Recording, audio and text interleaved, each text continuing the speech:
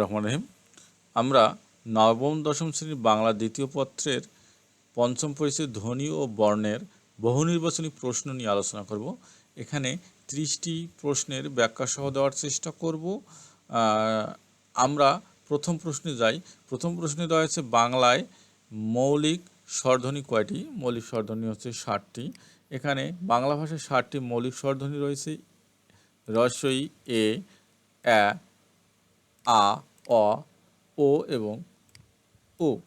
কোন ধ্বনিগুলো উচ্চারণের সময় মুখ গহ্বরে কোথাও বাধা পায় না? স্বরধ্বনি।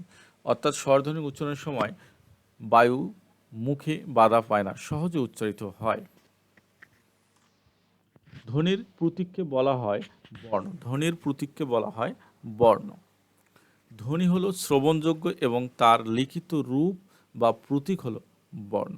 ভাষার ক্ষুদ্রতম একক হচ্ছে ধ্বনি। ভাষার সবচেয়ে ছোট্ট একক হচ্ছে ধ্বনি। ধ্বনির মাধ্যমে শব্দ গঠিত হয়। মৌলিক ব্যঞ্জনধ্বনি কয়টি? মৌলিক ব্যঞ্জনধ্বনি হচ্ছে 30টি। ধ্বনি কত প্রকার? 2 প্রকার। ধ্বনি 2 প্রকার, স্বরধ্বনি এবং ব্যঞ্জনধ্বনি। বাংলা ভাষায় মূল বর্ণ কয়টি? বাংলা ভাষায় মূল বর্ণ হচ্ছে 50টি। বাংলা ভাষায় কতটি স্বরবর্ণ আছে? 11টি। 9 নম্বর হচ্ছে ব্যঞ্জনবর্ণ কয়টি? 39টি। কার বর্ণ কয়টি? 10টি। কার বর্ণের স্বতন্ত্র ব্যবহার আছে কি? নেই। আ কোন ধ্বনি? স্বরধ্বনি। এবং ফলা কোন ধরনের বর্ণ? অনুবর্ণ। ফলা হচ্ছে অনুবর্ণ। রেফ কি নির্দেশ করে? র এর সংক্ষিপ্ত রূপকে নির্দেশ করে। র এর অনুবর্ণ কি নামে পরিচিত? রেফ নামে পরিচিত। রেফ নামে পরিচিত। ক যোগ মূর্ধন্য স সমান হয় যুক্তক্ষ। কয় ক কোন ধরনের যুক্তবর্ণ? স্বচ্ছ যুক্তবর্ণ।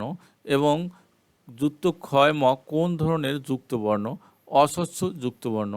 যুক্তবর্ণ কয় প্রকার? 2 প্রকার। ভাষার সব বর্ণ এক্ষেত্রে কী নামে পরিচিত? বর্ণমালা নামে পরিচিত। খণ্ডত কী ধরনের বর্ণ? বর্ণ সংক্ষেপ। মৌলিক ধ্বনির সংখ্যা কত? 37টি। স্বরধ্বনি কয়টি? স্বরধ্বনি হচ্ছে 60টি। ব্যঞ্জনধ্বনি উচ্চারণের সময় কি ঘটে? বাধার সৃষ্টি হয়। এখানে ভাষার শ্রবণযোগ্য একক কি? শ্রবণযোগ্য একক কি? ধ্বনি। মৌলিক স্বরধ্বনি উ কোন ধরনের বর্ণ? স্বরবর্ণ। নফলা কি? অনুবর্ণ। নফলা হচ্ছে অনুবর্ণ। ইয় যোগ চ কোন যুক্তবর্ণ গঠন করে? ইয় চ। এবং ভয় রফলা কোন প্রকার যুক্তবর্ণ? অস্বচ্ছ যুক্তবর্ণ। এবং সংখ্যাবর্ণ কয়টি?